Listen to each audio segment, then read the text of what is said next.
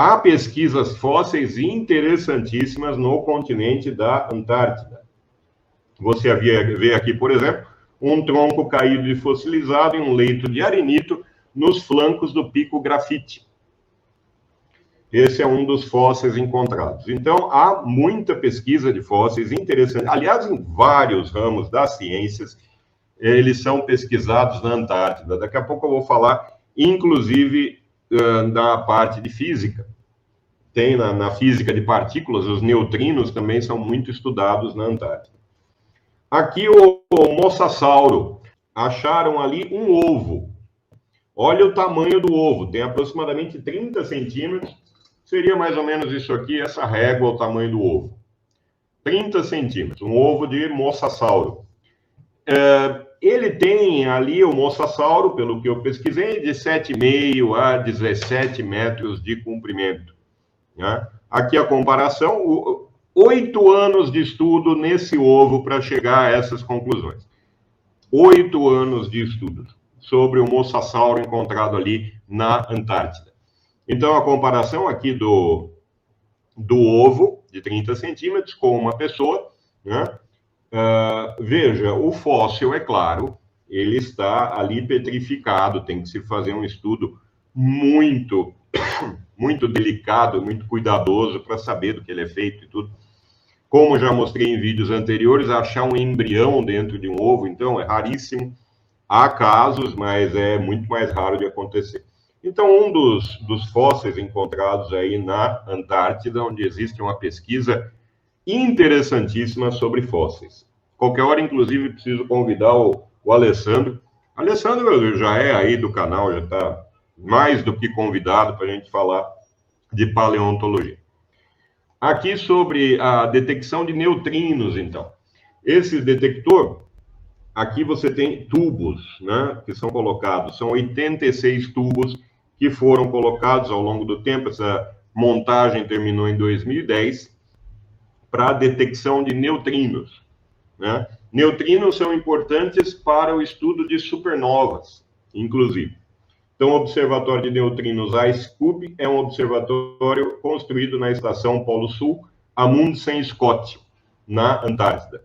Veja que deram o nome dos 2 exploradores que chegaram em primeiro lugar no Polo Sul. Amundsen chegou algumas semanas antes do Scott, mas a estação chama-se Amundsen Scott. Seus milhares de sensores, veja, não são milhares de tubos, gente. Esses caminhos aqui têm uma profundidade de quase 3 quilômetros. Então, tem uma profundidade de 3 quilômetros aqui. Isso é feito com uma perfuradeira quente, né? Com água e quente, ela vai ali perfurando o gelo, vão sendo colocados esses tubos. Nos tubos tem os sensores para detecção de neutrinos. Seus milhares de sensores estão localizados sob o gelo da Antártida, distribuídos ao longo de 1 quilômetro cúbico. Em novembro de 2013, foi anunciado que o ASCUB havia detectado 28 neutrinos que provavelmente se originaram fora do sistema solar. A primeira base. Veja aí de 1904, né? Essa primeira base foi da Expedição Nacional Antártida Escocesa, como a primeira base permanente na Antártida. Veja que a coisa é bastante precária. E foi vendida mais tarde para a Argentina, essa base. Muito precária. Em comparação, você tem hoje, essa é a maior base da Antártida dos Estados Unidos, a Estação McMurdo. Veja o tamanho disso. É praticamente uma pequena cidade que tem ali. É a maior base instalada na Antártida, a Estação McMurdo. É claro que são feitas ali pesquisas de todo tipo de coisa que vocês possam imaginar, né? Da vida marinha, geológica, da geologia, da paleontologia. São feitas muitas pesquisas. A Antártida é essencialmente um continente turístico. O turismo é difícil por conta das condições climáticas, mas existe bastante turismo, como nós vamos ver. E também um continente para pesquisa científica. Vou falar do Tratado da Antártida mais à frente. É proibido qualquer uso militar, né, das terras da Antártida. assim como descarte, dejeto de materiais também é proibido.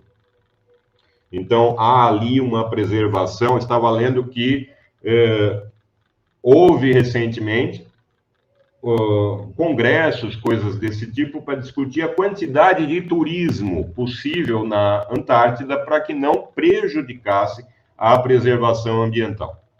Então, é perfeitamente permitido entrar na Antártida, fazer, inclusive, visitas turísticas, sobrevoar todo o continente, tudo isso é possível, mas tudo isso com extremo cuidado em relação à proteção ambiental. Aqui as travessias motorizadas. Existe a história do primeiro grupo de mulheres, da primeira mulher, os primeiros a atravessar a Antártida. É claro que as primeiras expedições foram dificílimas, né, por conta das condições climáticas. Tudo isso exige uma preparação de, às vezes, anos de preparação para poder fazer uma travessia dessa. Então, não é fácil. É claro que precisa de uma época propícia para fazer tudo isso. Várias travessias motorizadas, é claro que são veículos preparados para essas condições climáticas, né? Você não vai pegar um Opala 4 cilindros e tentar atravessar a Antártida, não vai dar certo. Juro, meu. Aqui, travessias não motorizadas. Então, você tem travessia, veja que todas elas, quase todas elas passam aqui pelo Polo Sul, né? Atravessando a Antártida. Essas são as não motorizadas. Muitas são feitas em equipe, muitas são feitas solo, né? Uma pessoa sozinha que atravessa. Aqui as travessias solo que aconteceram, as travessias em equipe, aqui outras de ida e volta, fotos aqui e o trajeto de algumas travessias, né? Então, o Sebastian Copeland e o Eric Mackner-Landry também fizeram essa travessia que está indicada. Aqui o Mike Horn. Veja que ele não ficou aqui na península. Saiu aqui de cima e chegou aqui embaixo, passando, é claro, pelo Polo Sul. Fez a travessia aqui, o Mike Horn. Uma outra travessia do continente, veja, 2.200 quilômetros mais 2.600 quilômetros. É muita coisa para se atravessar no gelo, né? Nas condições climáticas que eu já falei. Claro que essas pessoas escolhem o verão para fazer isso, né, gente? Não, vamos atravessar no inverno ali para ver o que acontece. Não. Aqui a Transantártica, expedição de 1989-1990, né, que foi da costa oriental aqui até a ponta da península. Eu tenho sobre essa travessia este livro em português, que é justamente a Transantártica. Então, aqui o autor, o Jean-Louis Etienne, ele conta, ele é praticamente aqui o diário de bordo dele. Muito interessante a travessia que foi feita, todos os percalços que eles passaram. Agora, circunnavegações.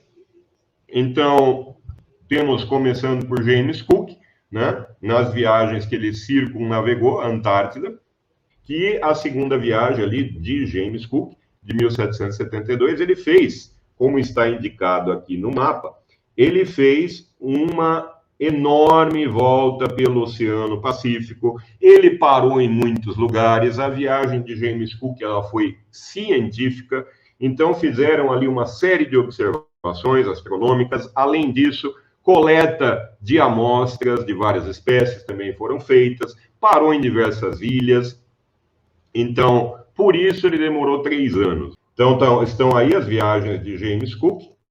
Depois, antes de 1897, você tem também várias circunnavegações. Amir Klink, em 2003, fez uma circunnavegação de 26 mil quilômetros aproximadamente. O percurso dele foi de 26 mil quilômetros. Temos também o Fyodor, que em 2008 fez uma circunnavegação de 30.372 quilômetros. Você tem a Lisa Blair, primeira mulher a fazer a circunnavegação da Antártida, num percurso de 30.372 quilômetros, em 2017. A expedição de circunnavegação da Antártida. Aliás, o termo vem de... A etimologia da palavra vem de anti-ártico, Antártida. Então, falar Antártica não está tão errado assim, mas convencionou-se falar Antártida. Então, Antártica vem de anti-ártico, vem do grego. E Ártico em grego tem a ver com a Ursa, né? A constelação da Ursa Maior. Então, você tem aqui a expedição, a circunnavegação, aliás, né? Do Instituto Polar Suíço. Circunnavegou também. Você tem o Moritz Kopper, que fez 29.358 quilômetros em 2018, se aproximou bem da costa. Gente, não dá para se aproximar muito da costa, porque isso é claro, gente, é feito no verão.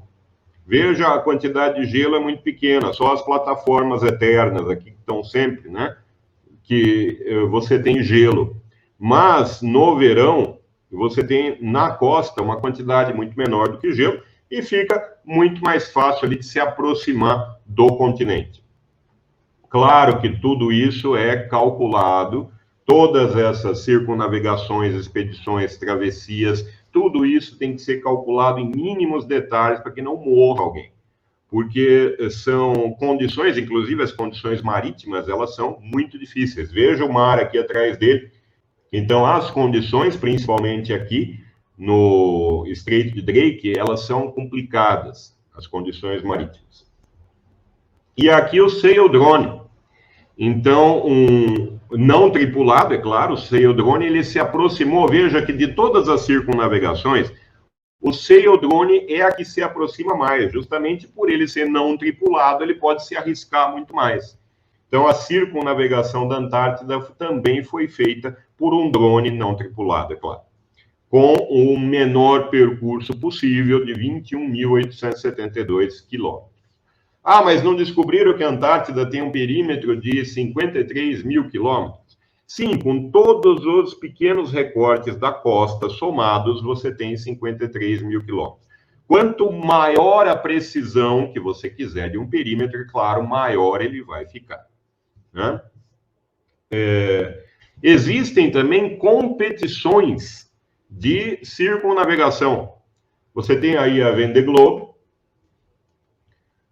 o troféu Jules Verne, né, também de circunnavegação da Antártida,